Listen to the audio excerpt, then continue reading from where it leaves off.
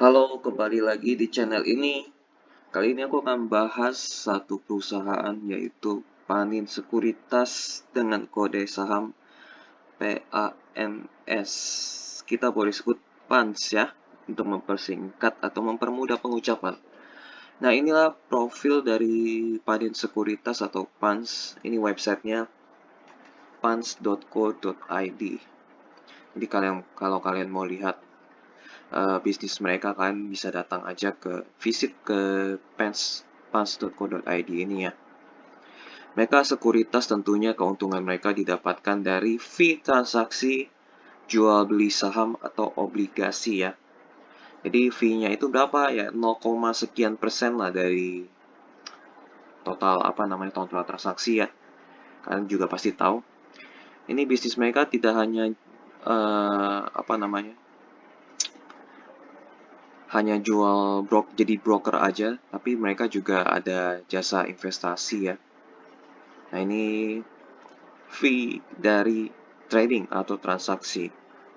Nah, nanti kalian lihat sendiri ya di websitenya. Tentang ini ada berbagai informasi, ada juga tentang laporan keuangannya di sini nih. Info investor. Ya, di sini kita bisa lihat laporan keuangan, laporan tahunan dan lain-lainnya di sini. Oke, kita langsung ke info singkatnya aja langsung biar cepet. Oke, ini mereka IPO di tahun 2000 ya. Berarti sekitar 22 tahun yang lalu. Ini jajaran direksi dan komisarisnya. Kalian harus ngecek latar belakang mereka dengan ketik nama mereka, lalu spasi skandal atau kasus satu-satu sih. Lebih detail lebih bagus biar agar investasi kita itu di tangan yang tepat begitu. Kalau misalnya tidak ada skandal atau kasus, berarti mereka aman. Oke, kita langsung lihat ke bagian pemegang saham. Ini pengendalinya ada Bank Pan Indonesia, mungkin Bank Panin ya, Patrianusa Adams, dan lain-lainnya ini. Ada banyak nama orang di sini ya. Ini kemungkinan keluarga kali ya. Dan di pabrik ada sekitar 39%, lumayan banyak. Mereka kalau mau right issue agak susah. Tapi by the way, sepertinya sih bisnis ini menguntungkan ya. Kita lihat aja nanti. Ini anak usaha mereka ya, Panin Asset Management, Patria Investama. Nah, ini hasil dari pendapatan kedua mereka nih. Mereka kelola dana masyarakat.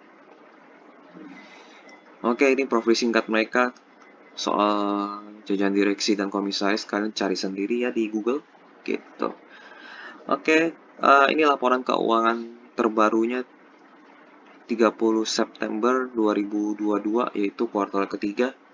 Nah, ini agak berbeda dengan laporan keuangan yang pada umumnya ya, perdagangan dan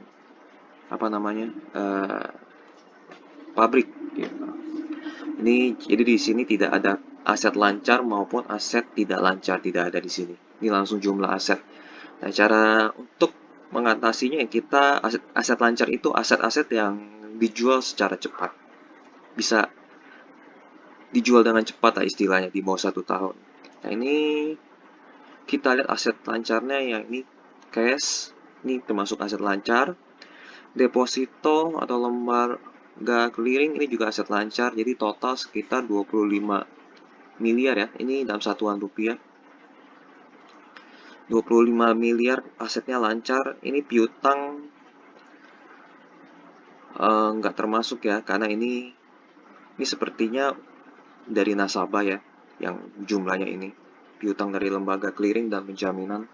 Tapi kita lihat aja langsung di 5B-nya. 5B. Nah, kelewatan. Piutang dari utang dana lembaga clearing dan penjaminan. Ini tagihan dan kewajiban perusahaan kepada KP sehubungan dengan perhitungan penyelesaian. Nah, ini milik nasabah ya. Jadi kita nggak masukin. Jadi semua yang milik nasabah kita nggak masukin. Ini piutang nasabah juga kita nggak masukin. Piutang kegiatan manajer investasi kita juga nggak masukin. Reverse repo nggak masukin. Berarti piutang lain-lain mungkin kita masukin 17 miliar ya. Ini 12 apa nih piutang lain-lain? 17 ya tadi ya? Bukan 17. Tadi apa ya?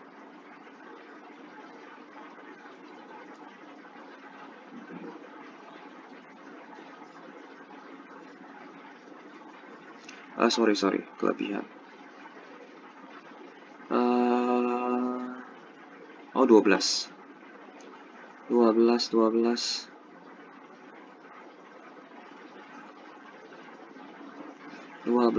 Nah, ini piutang lain-lain. Piutang lain-lain ya. Pihak ketiga ya ini bisa nih. Piutang lain-lain. Saya kasih. Oke. Jadi ada cash dan piutang lain-lain ya. Jadi 25 tambah 17. Ini bisa jadi aset lancar nih. 25 tambah 17 sama dengan 40-an lah ya. 40 miliar. Penyertaan saham kecil ini jumlahnya. Jadi kita enggak ini. Aset tetap enggak. Hak guna tidak. Ya berarti total 40 miliar ya aset lancar. Kita bandingkan dengan utang jangka pendek mereka. Utang jangka pendek mereka, wow 700 miliar. Enggak sih. Ini ada dari nasabah kita coret. Nasabah ini kita coret juga. Jadi coret mungkin sekitar 600 dikurangi 600 berarti sisa 100 miliaran. Ini jadi 40 banding 100 miliar.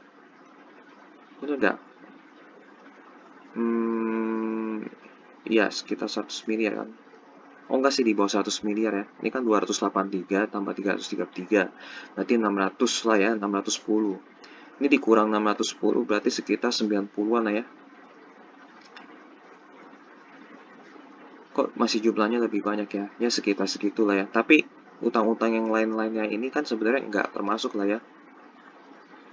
Ini kita jumlah yang ininya aja, utang pajak sama sewa sama bank ya. Ini sih yang paling ini.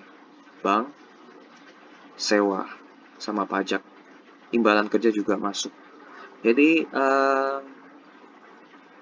utang jangka pendeknya secara aset lancarnya mereka minus sebenarnya ya minus. Tapi minusnya cuma dikit. By the way, minusnya pun masih bisa tercover kalau pendapatan mereka tinggi. Nah, pendapatan mereka 431 miliar. Jadi utang jangka pendek mereka masih bisa di-cover oleh omset mereka. Omset mereka terdiri dari hasil trading, kegiatan manajer investasi, pendapatan bunga dan dividen, dan lain-lainnya. Jadi utang jangka pendek mereka aman banget sih. Ya, utang jangka pendek mereka aman, uang cash mereka juga ada, piutang juga ada. Oke. Lalu kita bandingkan total utang ya.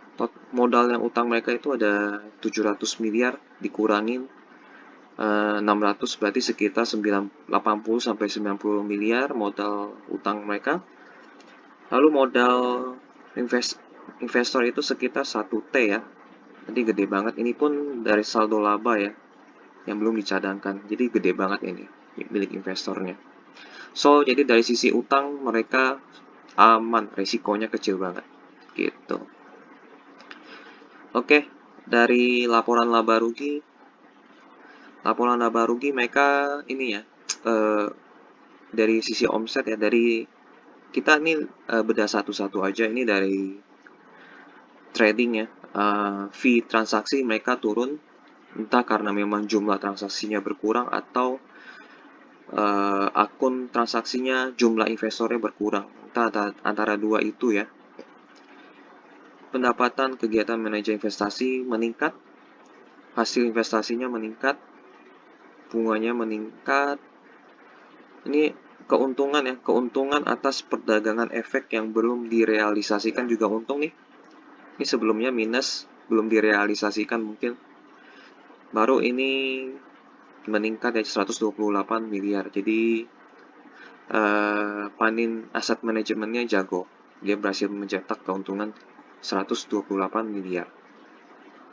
Akibatnya omset mereka naik ya dari total pendapatan mereka naik dari 298 miliar menjadi 431 miliar. Ini kita nggak tahu mereka akan jualnya kapan, bisa di kuartal 4 atau mungkin mereka akan hold lebih lama jika memang masih menguntungkan gitu. Beban biayanya tidak ada kenaikan signifikan, jadi laba usaha tetap tinggi, naik ya dari 129 menjadi 265. Kita langsung di akhirnya aja ya. Laba bersihnya dari 100 miliar naik menjadi 237 miliar, naik 2 kali lipat laba bersihnya. Jadi secara laporan laba rugi mereka bagus banget. Tapi mereka bagusnya karena bisnis ini mereka.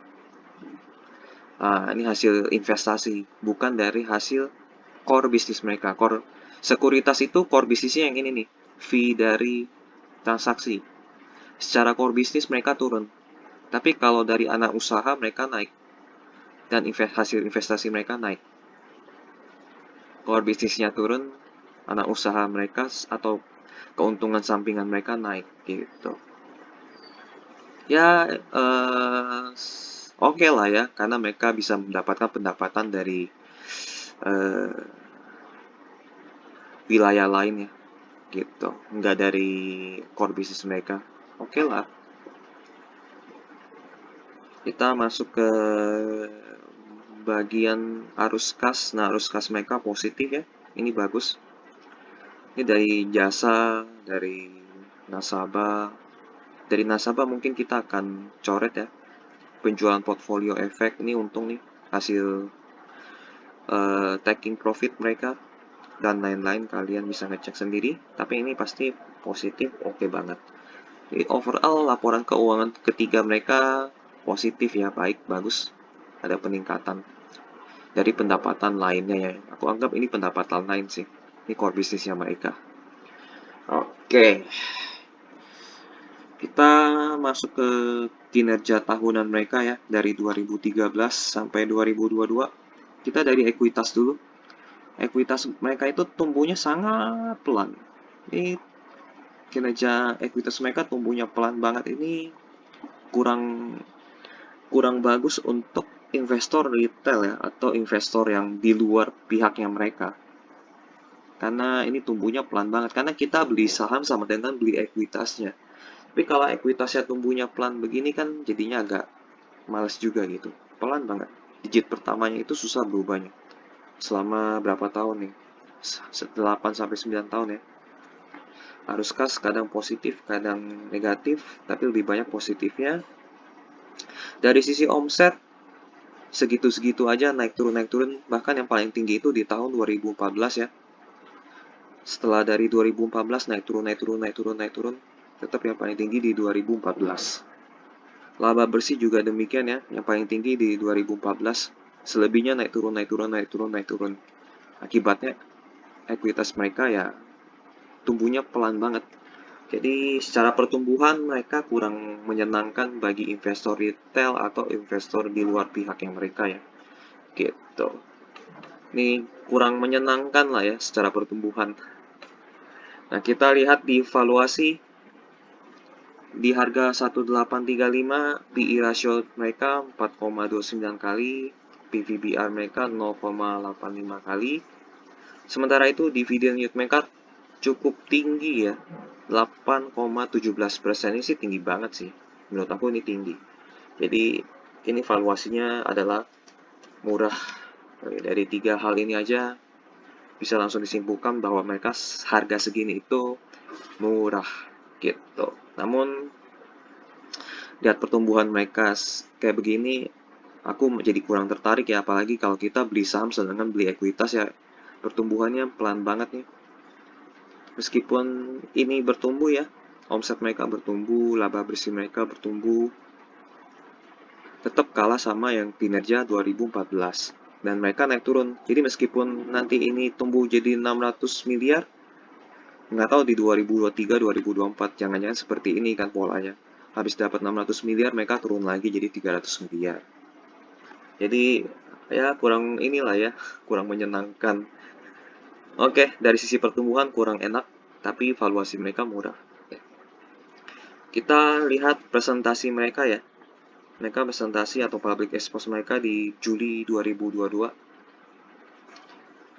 Kita lihat, nah, ini sejarah mereka, historical mereka ya. Ini ada Panin Asset Management yang kelola dana masyarakat di 2011. Struktur kepemilikan saham Bank Pan Indonesia, Bank Patria Nusa Adams, pabriknya itu sekitar 40%. Treasury ini hasil buyback ya. Ini 40% cukup besar.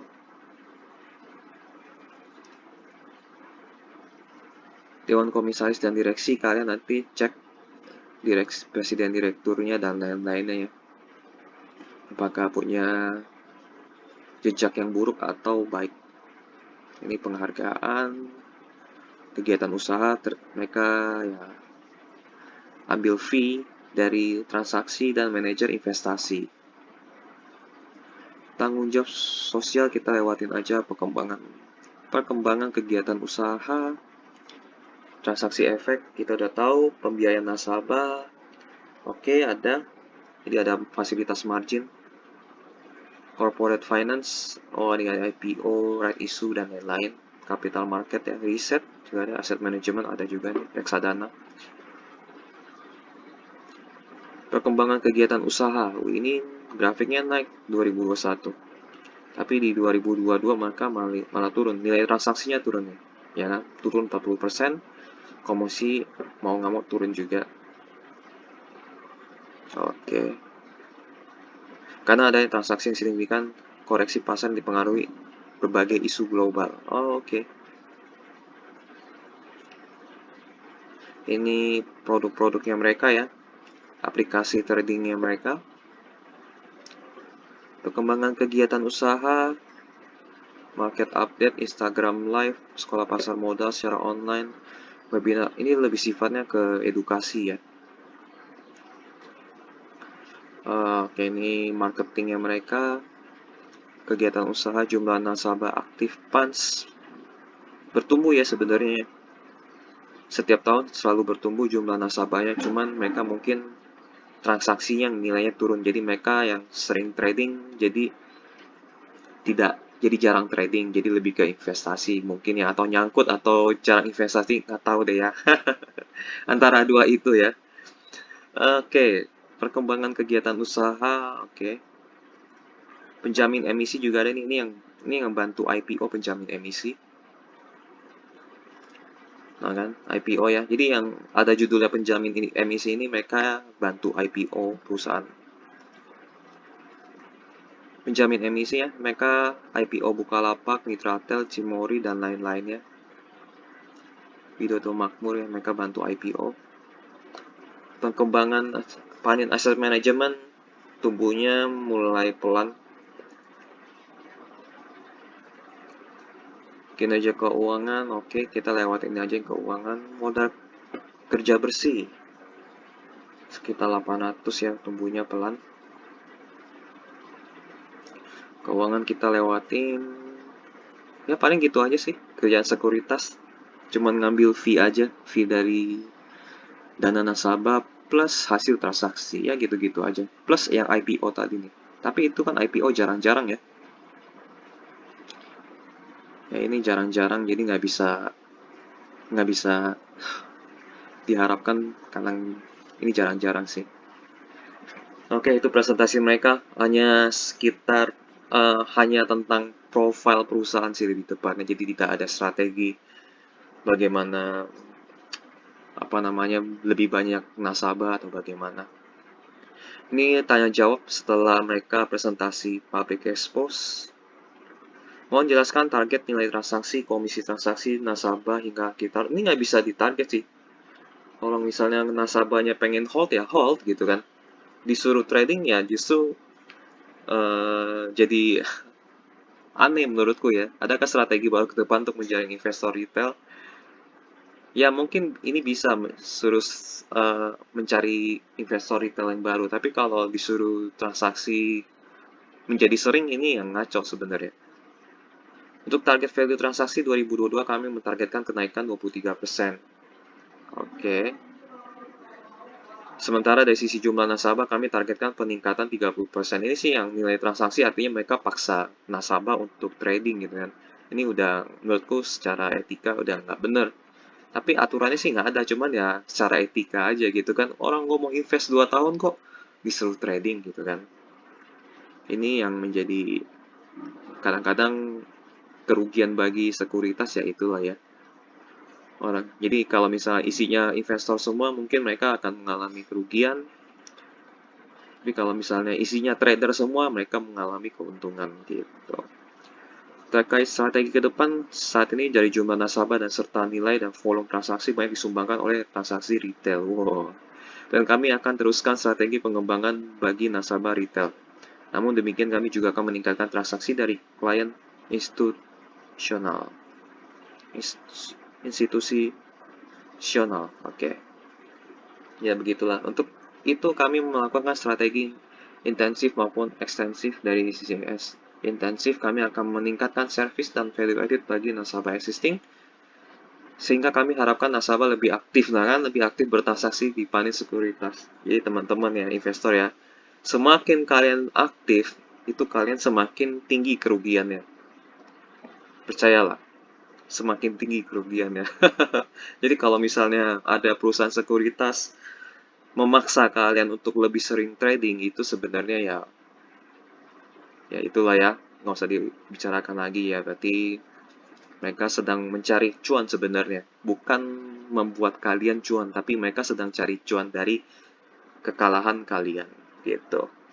Dari sisi ekstensif, kami akan menambah nasabah baru yang belum melakukan investasi melalui panin sekuritas.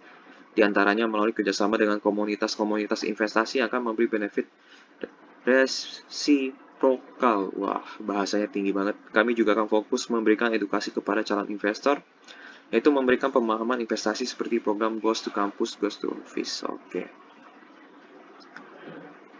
Pertanyaan lainnya, pendapatan operasional menurun cukup signifikan dibandingkan tahun lalu. Ya, core bisnis mereka turun. Dari komisi transaksi turun 42% dan kegiatan manajer investasi juga turun 6%. Apa penyebabnya? Apakah sudah ada peningkatan performance? Di kuartal 3 masih turun ya. Terkait pengembangan pasar atau koreksi sebagai dampak pandemi COVID-19, kenaikan harga bahan lebih cenderung ini sih, kalau aku pikir ya, karena investor sekarang pada takut ya, terutama di kuartal 3, kuartal 4 takut ada isu resesi segala macam lah gitu-gitu yang membuat investor jadi takut, atau mungkin ada banyak investor yang nyangkut ya, karena di awal tahun 2022 banyak saham yang terbang dan mungkin investor masuknya di harga yang tinggi, akhirnya nyangkut dan mereka jadi malas transaksi begitu. Tapi kita melihat trennya nilai transaksi panin sekuritas sepanjang tahun 2022 mengalami peningkatan. Mereka sih bilangnya peningkatan ya. Untuk kuartal 2, nilai transaksi nasabah sudah mengalami kenaikan 8%. Oke, di kuartal 2 8%, tapi sebenarnya tadi kita udah melihat nilai transaksi mereka turun ya di kuartal ketiga.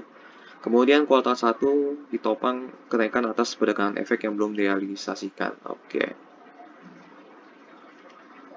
Kegiatan penjamin emisi efek, ini yang untuk IPO ya. Dilewatin aja. Jadi ya itulah penyebabnya ini. Banyak ketakutan-ketakutan. Laba kuartal 1, perusahaan lebih topang keuntungan perdagangan efek yang belum direalisasikan. Bagaimana kondisinya sampai dengan kuartal 2? Apakah masih positif? Sampai kuartal 3 tadi kita lihat masih positif ya.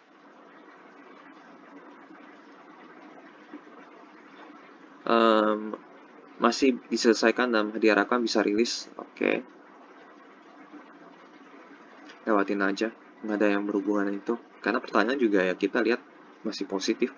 Apakah ada target pencapaian khusus dibandingkan dengan peers seperti menjadi 10 besar atau 5 besar perusahaan sekuritas berdasarkan value transaksi? Namun apabila melihat tren saat ini, perusahaan sekuritas mengalami tingkat kompetisi sangat luar biasa. Ini gue setuju banget. Perusahaan sekuritas itu sebenarnya sedang mengalami masa-masa suram. Karena banyak perusahaan sekuritas yang baru hadir di Indonesia, akhirnya kue untuk mereka itu makin kecil. Tentunya hal ini bukan suatu tujuan yang kami harapkan, di mana kami harus memperhatikan sisi margin komisi yang didapatkan dari nilai transaksi nasabah kami. Jadi nasabahnya tumbuhnya pelan, tapi jumlah sekuritasnya bertambah. Akhirnya ya ya bisa dibilang perusahaan sekuritas sebenarnya ya kuenya itu dibagi-bagi oleh banyak perusahaan sekuritas lain. Jadi kurang menarik dari sisi bisnis sebenarnya perusahaan sekuritas itu ya. Jadi kalau mereka mau untung pun mereka harus dorong nasabah mereka untuk aktif transaksi. Mau rugi mau untung harus tetap aktif transaksi. Itulah keuntungan mereka. Tapi kalau misalnya isinya investor semua ya mereka jadinya rugi. Diamnya sampai 10 tahun, 5 tahun ya mereka nggak dapet cuan. Apalagi investasi mereka 5 tahun tapi nasabah mereka investasi 5 tahun tapi hasilnya rugi, nilai transaksinya jadi makin kecil fee-nya jadinya kan. Kalau rugi kan nilai fee yang mereka dapatkan jadi makin kecil juga. Jadi ini tergantung nasabahnya mereka jago apa enggak. Kalau banyak perusahaan sekuritas itu akan untung jika nasabahnya jago-jago. Tapi kalau misal nasabahnya selalu rugi, itu sekuritas pasti tamat, game over seiring waktu karena modal nasabahnya kan makin kecil kan selalu rugi kan akhirnya ya nasabahnya sekuritasnya jadi game over lama-lama. Jadi perusahaan sekuritas PR-nya adalah bikin nasabahnya jago trading atau jago investasi. Nah, kalau misalnya nasabahnya jago trading atau jago investasi, mungkin fee yang mereka dapatkan bisa makin lama makin besar. Kuncinya di situ sih. Mereka harus sering edukasi nasabahnya untuk jago trading atau jago investasi gitu. Oke, next. Apakah ada informasi mengenai peringkat aplikasi online trading? Ya, sini nggak ada sih ya. Belum, nggak ada. Karena ya itu aplikasi dikasih peringkat juga aneh ya. Berapa dana yang dialokasikan untuk improvement aplikasi? Nggak usah, kayaknya aplikasi kayak gitu-gitu. Ini pertanyaan aneh juga sih. Sampai mana tadi? Lewatin aja. Apakah ada service level agreement untuk downtime aplikasi? Ini lewatin aja. Selama tahun 2022, apakah ada downtime untuk... Udah. Jadi overall tanya jawab ya mereka akui tadi di pertanyaan berapa? Bisnis sekuritas itu sebenarnya kompetisinya berat, banyak saingan. Mana ya? Nah, ini kompetisi sangat luar biasa. Kompetisinya banyak banget. Semakin banyak perusahaan sekuritas yang muncul, mereka makin terbagi-bagi lagi nasabahnya. Jadi ini memang tantangannya mereka di situ dan caranya untuk merebut hati nasabah baru atau nasabah lain ya dari nasabah yang lain. Jadi mereka harus rebut nasabah lain, mau nggak mau. Jadi ya mereka harus ada edukasi biar nasabahnya makin jago. Atau mereka nasabah yang sudah ada, mereka latih untuk jago trading atau jago investasi. Gitu sih kalau mereka mau cuan. Oke, ini historical harganya mereka sempat terbang tinggi ya di sampai 5.000. Lalu drop sesuai kinerja mereka ya. Mereka terbang tingginya di tahun 2013 ke 14 ya. Ini kan terbang tingginya 2013 sampai 14 bener. 2013 sampai 14 dan ini memang naik nih 13-14. Lalu di 2015 drop. Kita lihat 2015 drop gak? Ya, 2015 mereka drop nih. 2015 drop. Sempat naik sedikit. Lalu mereka drop lagi di tahun 2017. Ya naik dikit di sini kan drop lagi nih. 2018 drop lagi pasti nih. 2018 drop lagi. Jadi ini harga saham ini tercermin dari kinerja omset dan laba bersih mereka. Kalau omset dan laba bersih mereka drop ya harga saham mereka drop. Gitu. Nah, ini mungkin naik nih ya. Naik dari harga 800-an ke 1.800 karena ada kinerja yang positif ya. Dari 2020 sampai 2022 ada yang positif. Tapi kita nggak tahu 2023 kan ini balik lagi. Ini mereka kinerjanya selalu naik turun. Kalau misalnya 2023 mereka drop, ini mungkin sempat terbang ke 2000 lalu bisa drop lagi gitu. Jadi harus hati-hati dengan kinerja mereka ya. Ini polanya kelihatan mereka naik turun gitu. So hati-hati aja. Untuk ya ini hati-hati aja sih lebih tepatnya. Tergantung kinerja omset dan laba bersih mereka di tahun mendatang ya. Dan itu kan kalau misalnya nasabahnya sedang mengalami kerugian, terus tidak mau lagi transaksi, itu menjadi hal yang agak lumayan berbahaya bagi mereka. Dan manajer investasinya kalau misalnya sedang mengalami kerugian, mereka bisa drop dari sisi omset dan laba bersih. Itu pun juga hati-hati gitu. Ya inilah hati-hatilah ya. Mereka positifnya sering bagi dividen dan tidak pernah absen untuk bagi dividen ini, dan dividennya pun tinggi-tinggi ya, di atas 5% loh. Di beberapa tahun belakang ini di atas 5%. Sebelum-sebelumnya juga tinggi lah, nggak pernah satu ya, minimal 2%. Bahkan yang paling tinggi 9%. Belakangan juga tinggi banget. So kenapa mereka bagi dividen tinggi ya, karena ini nama-nama ini. Nah, mereka ingin cuan gitu. Karena mereka ingin cuan, maka harus ada dividen yang tinggi. Gitu. Mereka bukan peduli sama investor. Jujur ya, mereka bukan peduli sama investor retail. Ya, mereka pedulinya sama ininya aja gitu kan. Oke, paling gitu aja sih. Dari sisi dividen ya, kenapa dividennya tinggi? Padahal kinerjanya biasa-biasa aja kan. Naik turun terus gitu. Dan bahkan bisnis mereka, sekuritas kompetisinya juga sulit. Oke, ini berita-berita tentang panen sekuritas ya. Kalian ketik aja panen sekuritas atau PANS, nanti keluar seperti ini. Mereka merealisasikan buyback saham, jadi mereka akan mengurangi lembar saham yang ada di pasaran. Ini bagus, ini berita yang bagus, biar gampang naiknya kali ya. Oke, sisanya ya itu paling kalian cari sendiri aja ya, baca-baca berita sendiri aja. Ini berita bagus, ini salah satunya 11 hari yang lalu. Ini bisa mengungkit harga sahamnya si Panin Sekuritas ya. Ibaratnya menggoreng secara halus lah ya. Ya dalam jangka waktu pendek bisa naik nih. Oke, kita masuk kesimpulan aja ya. Kesimpulan bisnis mereka sebenarnya sehat sih. Bisnis mereka sehat. Utang terkendali. Lalu kinerja tahunan selalu positif meski naik turun.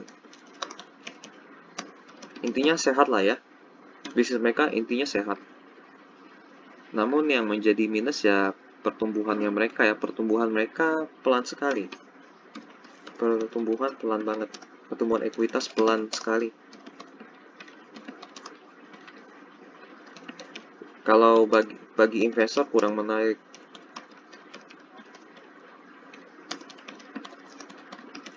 Bagi investor yang jangka panjang ya ini kurang menarik.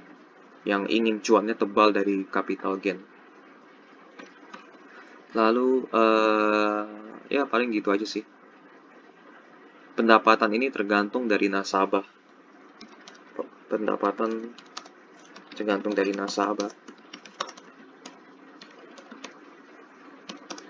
Sering trading atau enggak. Trading atau tidak. Dan hasil investasi. Kalau misalnya buruk, hasilnya buruk.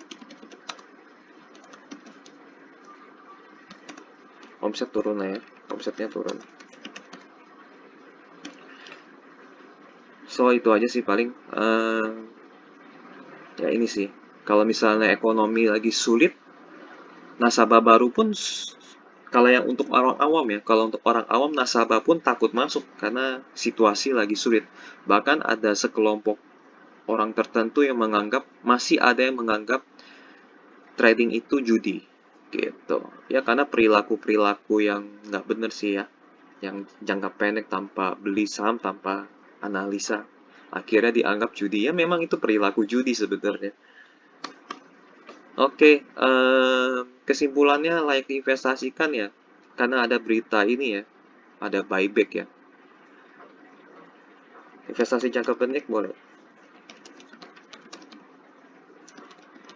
Boleh ya, boleh banget.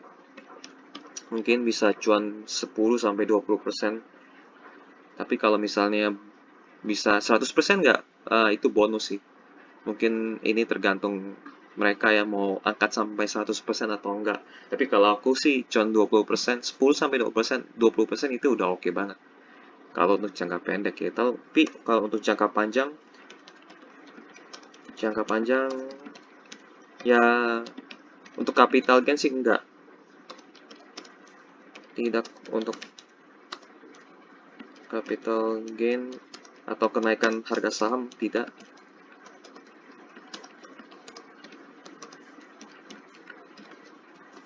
Tapi kalau untuk dividen boleh banget karena yield tinggi. Ya, tadi kita yieldnya tinggi banget, 8%, bahkan sejarah-sejarahnya ini pun 9%, 6%, 9%, 6%, 6%. Wah, ini tinggi banget sih. Jadi kalau untuk jangka pendek boleh untuk memanfaatkan momentum mereka buyback dan mereka rilis laporan kuartal 4 positif, misalnya hasilnya positif ya.